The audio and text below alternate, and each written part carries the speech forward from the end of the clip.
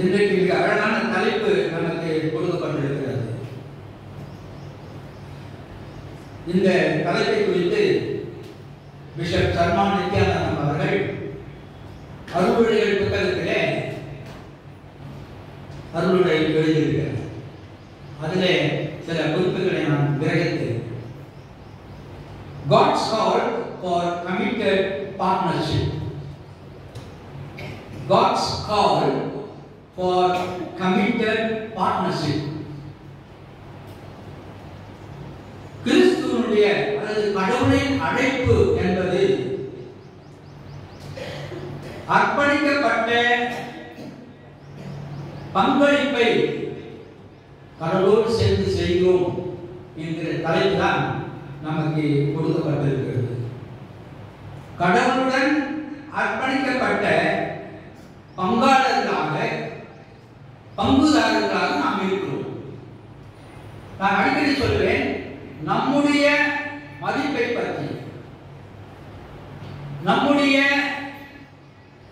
கடவுள் கொடுத்திருக்கின்ற ஆசீர்வாதத்தை பற்றி, நம்முடைய மதிப்பீடுகளை பற்றி நாமே குறைவாக எண்ணிக்கொண்டிருக்கிறோம்.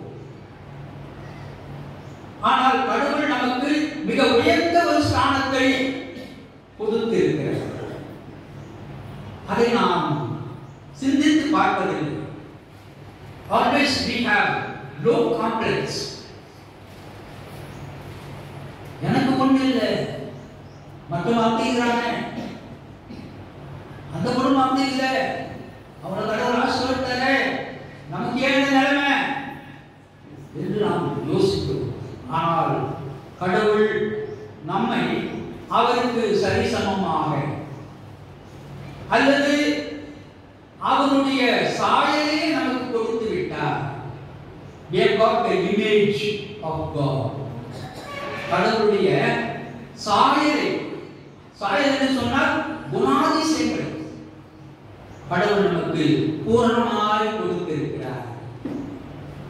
அதை இழந்து போனதுனாலே மீண்டுமாக கடவுள் நம்மை அழைக்கிறார். God is calling us to be partners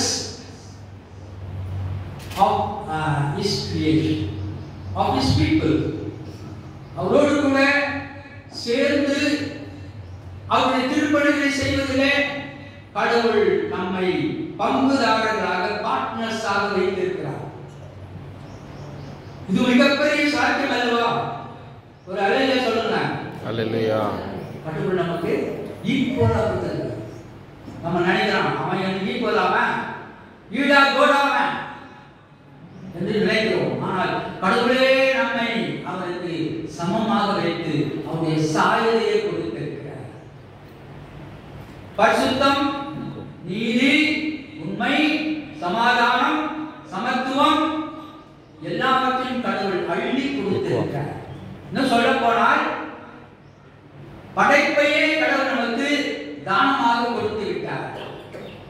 கல்யாணம் ஆகும் போதே பொண்ணுக்கு என்ன கொடுத்துக்கிறீங்க எல்லாம் எட்டி எட்டி பாக்குறாங்க. பொண்ணுக்கு என்ன கொடுத்தாரு மாப்பிள்ளை, பொண்ணு என்ன கொடுத்துச்சு மாப்பிள்ளைக்கு.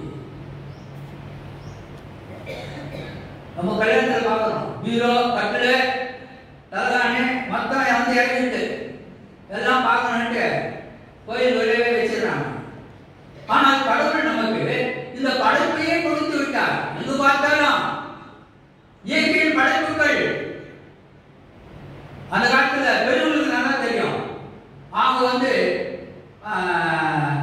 இப்போ புதுசா வந்து ஈட்டபிள்ஸ், அப்போ அதெல்லாம் கிடையாது. இப்போ நேரம் போறீங்க சாப்பிட்றீங்க, பசங்க கூட இப்போ ஆன்லைன்ல பண்ணு மம்மின்றாங்க என் பேர பசங்க. அப்போ அதெல்லாம் கிடையாது. இயற்கையினுடைய தாவரங்கள், இயற்கையினுடைய தாவரங்களுக்கு வந்த தானியங்கள், இவைகளை தான் மக்கள் அந்த காலத்தில் உண்டார்கள். கடவுள் நேரடியாக கொடுத்த அந்த இயற்கையான சக்தி அவங்களுக்கு கிடைத்தது. அதனால தான் 90 வயசு வரைக்கும் இருக்கிறாங்க. இப்ப இருக்கிறவங்க முடியல. 40 வயசு தலையாட்டு பிபின்றாங்க, சுகர்ன்றாங்க, டெய்லி மாத்திரை போன ஆயிர அப்படின்றாங்க. ஆனால் அந்த காலத்துல கடவுள் கொடுத்த பழங்கள், தானியங்கள் இவைகளை கொண்டுதான் அந்த காலத்துல இதுக்கு முன்னாடி கூட சொல்லிக்கிறார். அந்த கூழம் அந்த என்ன ஆகியாங்க தொட்டுக்கிறதுக்கு ஊர்கா, அந்த ஊர்கா அப்படி தொட்டுக்குன்னு அப்படி ஒரு குடி குடிச்சாங்கன்னா அப்படியே சொர்க்கலோகம் மாதிரி இருக்கும். நான் கூட குடிச்சுக்கிறேன். கடவுள் நமக்கு எல்லாவற்றையும் கொடுத்து விட்டார். Everything in this world on His creation எல்லாத்தையும் கடவுள் கொடுத்துட்டார். அதுல குறிப்பா அவருடைய பரிசுத்த தன்மையை, அவருக்கெல்லாம் இருக்கின்ற நீதியை, சமாதானத்தை கடவுள் கொடுத்திருக்கிறார். ஆனால் அடிக்கடி கடவுள் சொல்றாரு, நீங்கள் சமாதானத்தின் வழிகோல்களாக, வாய்க்கால்களாக இருக்க வேண்டும் என்று ஆண்டவர் சொல்லுகிறார். பரத்திற்கு அவர் எடுத்துக்கொள்ளப்பட்ட பிறகு அவர் சீஷர்களையும் அப்போஸ்தலர்களையும் அப்பொழுது இருந்த சாதாரண விசுவாசிகளையும் அவரை ஏற்றுக்கொண்ட மக்களையும் தான் நம்பி அவர் பிரதான கட்டளை கொடுக்கிறார். என் வேலையை முடிச்சுட்டேன், 3 வருஷம் நான் செய்ய வேண்டியதை 100% நான் செய்துட்டேன். இனி செய்ய வேண்டியது நீங்கள் தான் என்று சீடர்களை பார்த்து சொல்லுகிறார். இந்த ப்ராசஸ், நற்செய்தி அறிவிக்கின்ற ப்ராசஸ், இது தொடர்ந்து நடைபெற வேண்டும். எது வரைக்கும் நடக்கணும்? எல்லாத்துக்கும் ஸ்டாப்பேஜ் இருக்குது, ரயில் போனாக்கா பெங்களூர்ல நின்று போது திரும்பி வந்து. இது அப்படி அல்ல. எது வரைக்குமா? அவர் திரும்பி வரும் வரையில் இது நடைபெற்றுக் கொண்டே இருக்கும். அதனாலதான் நிறைய பேரு கடவுளால் எடுத்துக்கொள்ளப்படுகிறார்கள். நம்ம சர்ச்சையில கூட முக்கியமான கடவுள் எடுத்துக்கொண்டார். But the ministry and mission of God of Christ should go on and on and on. இது போய்கொண்டே இருக்க வேண்டும். இது நிற்க கூடாது. சபைகள் வளர்ந்து கொண்டே இருக்கிறது. ஆத்துமக்கள் ஆதாயப்படுத்தப்பட்டுக் கொண்டே இருக்கிறார்கள். உலகம் முழுவதிலும் நீங்க பாத்தீங்கன்னா டிஃபரன்ஸ் இருக்குது.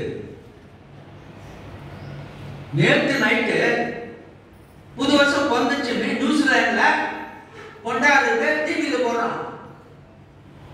நமக்கு 12 மணி, ஆனா அவங்களுக்கு அதுக்கு முன்னாடி 9 மணிக்கு வந்துச்சு. பிகாஸ் கடவுளுடைய படைப்பினுடைய மகிமை வெவ்வேறாக இருக்கிறது, ஆச்சரியமாக இருக்கிறது, அதிசயமாக இருக்கிறது. இன்னும் சொல்ல போனால் தாயின் கருவிலே நான் உன்னை வணையும் பொழுது என் எலும்புகள் உமக்கு மறைவாய் இருக்கவில்லை.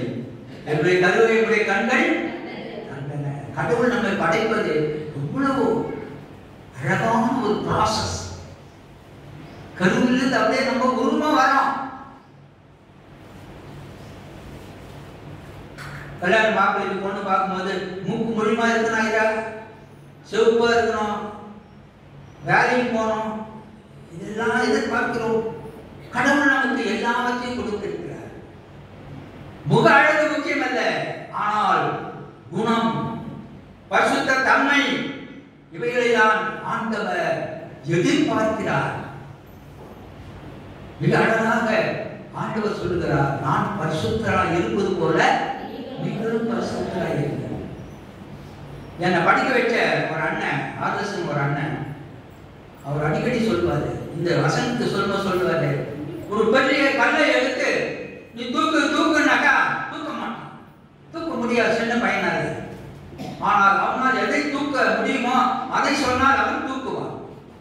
அதுபோல இயேசுவான என்ன சொல்றாரு, நான் பரிசுத்தராய் இருப்பது போல நீங்களும் பரிசுத்தராய் இருங்கள். நம்மால முடியாது என்று ஆண்டவர் நினைக்கவில்லை, உன்னால முடியாது சொல்லுகிறார். நான் சிப்காட்ல ஒர்க் பண்ணும்போது நரசிங்கபுரம் ஒரு கிராமத்துல திடப்படுத்தலுக்கு ஏதாவது ரெடி பண்ணி வந்தேன். அப்போ ஒரு பால்காரர் வந்து எதிரில் பட்டாரு, ஐயா நீங்க வந்து நாசனம் எடுத்துக்கிறீங்க, திடப்படுத்தல் நீங்க சேரணும், அதனால தயவு செய்து நீங்க திடப்படுத்தல் சேரணும் அப்படின்னு. அப்போ அவர் காது விட்டு வந்து சொல்றாரு, ஐயா நான் பால் வியாபாரம் பண்றேன், அப்பப்போ தண்ணி ஊற்றி தான் விற்கிறேன், அதனால எப்படி ஐயா நான் வரதுன்னாரு. அட பாவி, இப்படிப்பட்டவதான் கடவுள் கூப்பிடுறாரு, நீ வாப்பால் கூப்பிட்டு போய் திடப்படுத்தல் எடுக்க வச்சேன். அந்த மாதிரி தயக்கங்கள் நமக்கு இருக்கிறது. நான் இது செய்யறேன் அதை செய்யறேன் அப்படியே வாழ்றது. வா பாவி, வளைத்து நன்னாதிவான், don't hesitate, come to me. வருத்தப்பட்டு வாழ சுமக்கிறல்ல, வெரி குட், நான் உங்களுக்கு எல்லாரும் சொல்லுங்க, நான் உங்களுக்கு எஸ். கடவுள் அடைக்கிறார், அவராலே நம்மை பரிசுத்தப்படுத்த முடியும். இயேசு கிறிஸ்துவின் ரத்தம் என்ன செய்யுமா? சகல பாவங்களை நீக்கி நம்ம ரட்சிக்கும். அப்படி இருக்கும்போது ஏன் தயக்கம்? இந்த சரீரம் எப்படி இருக்க வேண்டும் என்று பவுலடிகளார் 1 தெசலோனிக்கேயர் 4ஆம் அதிகாரத்தில் அழகாக சொல்லுகிறார் அல்லவா? அந்த வசனத்தை மட்டும் யாருமா வாசிங்க. 1 தெசலோனிக்கேயர் 4:7 வாசிங்க. தேவன் நம்மை அசுத்தத்திற்கு அல்ல பரிசுத்தத்திற்கு அழைத்திருக்கிறார். அழகா சொல்றாரு பாருங்க. அவரோட இயேசுவை பார்க்கவே இல்லை, ஆனால் அழைக்கப்பட்டார். சத்தம் கேட்டது, இயேசுவை ஏற்றுக்கொண்டார். 13 கடிதங்களை எழுதினார். பிரியமானவர்களே, நம்மை ஆண்டவர் அசுத்தத்திற்கு அல்ல பரிசுத்தத்திற்கு அழைக்கிறார். இந்த புது வருஷத்துல ஆண்டவரே நான் முழுமையாக பரிசுத்தமாய் மாற வேண்டும்.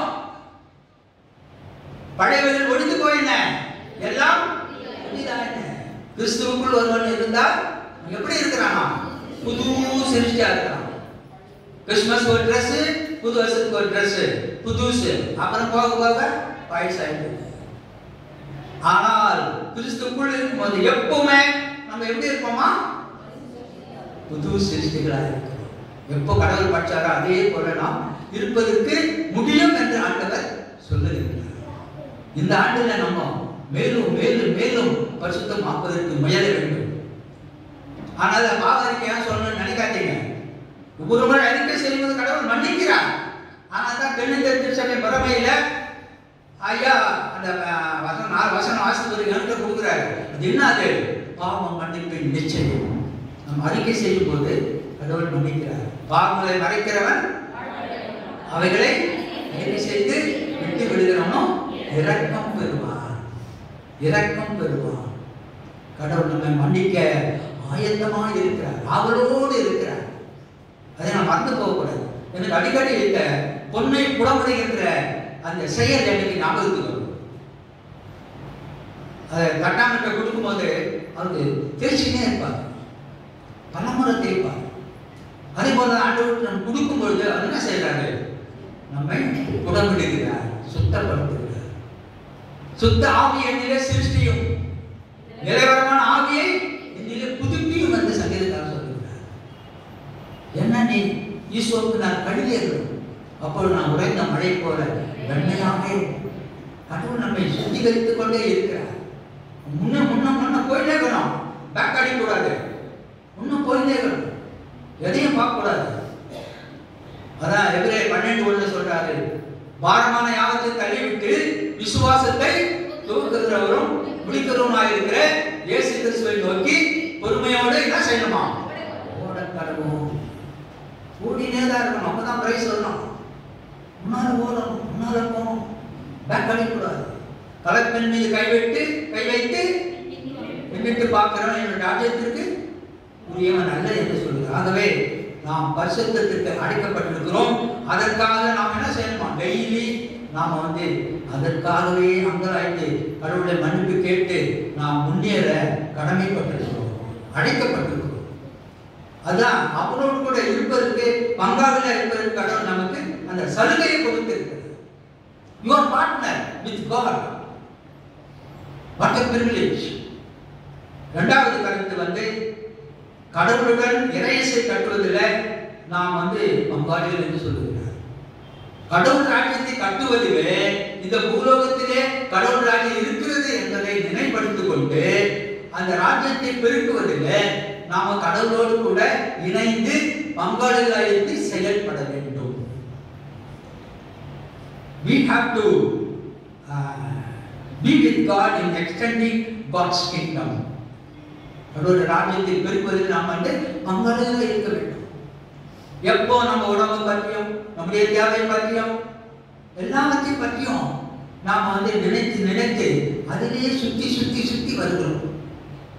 We are not going outside. அது விட்டு வெளியே வரணும்.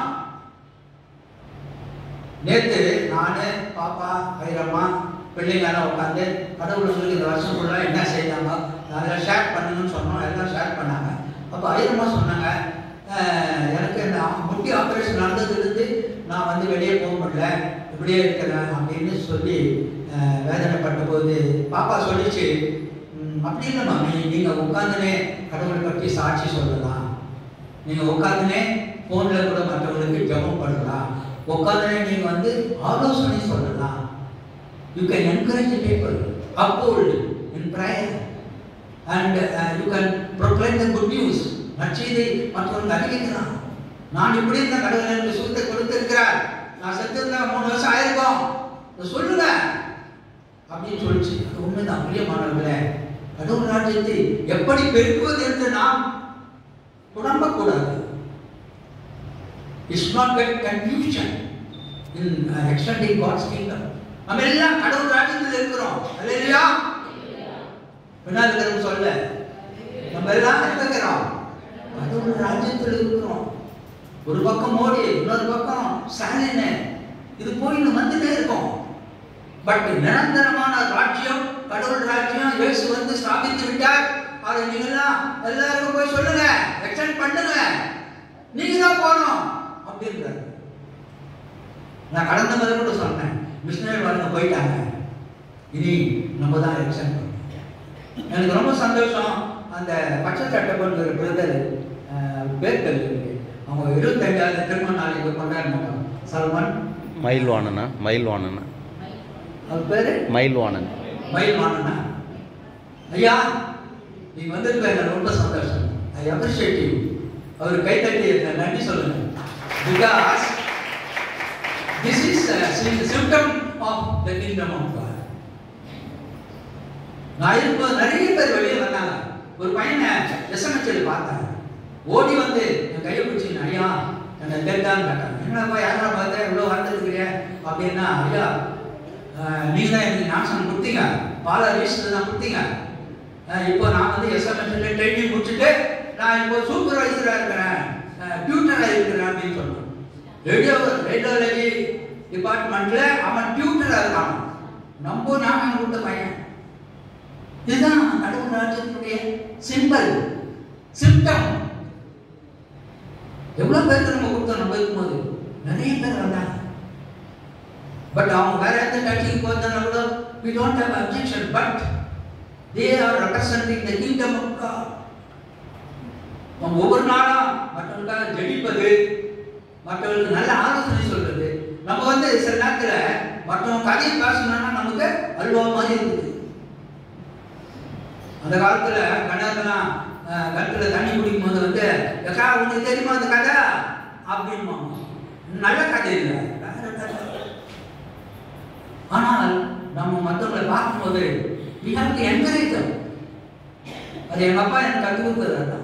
யார் இருந்தாலும் சரி, வெரி குட் தம்பி, நோட்டு இல்லாத பாடினா கூட தம்பி சூப்பரா பாடின தம்பி அப்படின்னு தட்டி கொடுப்பாரு. அது போல மற்றவங்களை என்கரேஜ் பண்ணணும். ஏன்னா உள்ளத்தால் நொந்து போய் நொறுங்கி போய் மக்கள் ஏராளமா இருக்காங்க. அவங்களுக்கு நம்ம தான் என்கரேஜிங்கா இருக்கணும், நம்ம தான் அவங்களுக்கு ஊக்கம் அளிக்கணும். அந்த விதத்துல லெனின் அண்ணா நான் ரொம்ப பாராட்டுறேன். ஏன்னு சொன்னா நம்ம சபை கூட வந்துருக்க மாட்டாங்க, ஐயா ஒரு லெட்டர் கொடுத்துருவாரு. அவங்க போனா எல்லாம் நர்ஸாயிட்டு இருப்பாங்க, எல்லாம் வேலை வச்சிருக்காங்க. This is the symbol of the God's kingdom. கடவுள் ராஜ்யத்துக்கு நாம என்ன செய்யறோம்? நம்ம கடவுள் என்ன கொடுத்துருக்கிறார் இல்லையா? God has given us everything. முன்னாடி எப்பவுமே யோசிச்சு பாருங்க, ஒரு 30 வருஷத்துக்கு முன்னாடி எப்படி இருந்தோம், இப்ப எப்படி இருக்கிறோம்? கோயில நமக்கு இல்லையே, உச்சில தான் இருந்தோம். கடவுள் எவ்வளவு பெரிய கோயில் கொடுத்துட்டாங்க. இது என்ன சிம்பிள்? நம்ம கட்டிக்கிற கோபுரமே என்ன கோபுரையா? சாட்சியின் கோபுரம். சாட்சியின் கோபுரம். சர்ச்சே சாட்சியா மாறிச்சு பாருங்க. சபையில கூட மாறணும் இல்லையா? We have to commit ourselves. Again, புதிய ஆண்டில் மீண்டுமாக நம்மை ஒப்படைக்க வேண்டும். மூன்றாவது கருத்து, கடவுளுடன் ஒடுக்கப்பட்ட மக்களை உயர்த்துவதில் நாம் பங்காளிகளாக இருக்கிறோம். நம்மை காட்டிலும் நலிந்தவர்கள், ஒடுக்கப்பட்டவர்கள், அடிமைத்தனத்திலே வாழ்கின்ற மக்கள், மனித அந்தஸ்து கூட இல்லாதவர்கள், கை கட்டி வாய்ப்பொத்தி நடுங்கிக் கொண்டிருக்கிற மக்கள், நொறுங்கிக் கொண்டிருக்கிற மக்கள் ஏராளமாக இருக்கிறார்கள். அவர்களுக்கு நன்மை செய்வதில்லை, ஊக்கம் அளிப்பதில்லை, உதவி செய்வதில்லை. நாம் எல்லாருமே பங்கேற்க வேண்டும்.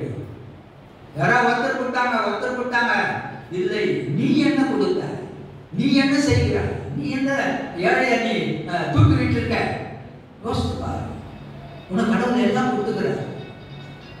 அப்படி இருக்கும் பொழுது நாம் நலிந்த மக்களை உயர்த்துவது நம்முடைய தலையாய கடமையாக இருக்கிறது. இதை நாம் ஒதுக்க முடியாது, தவிர்க்க முடியாது. ஏனென்று சொன்னால் கடவுள் நம் மூலமாக தான் இதை செய்ய விரும்புகிறார். Because God has chosen us to be His partner.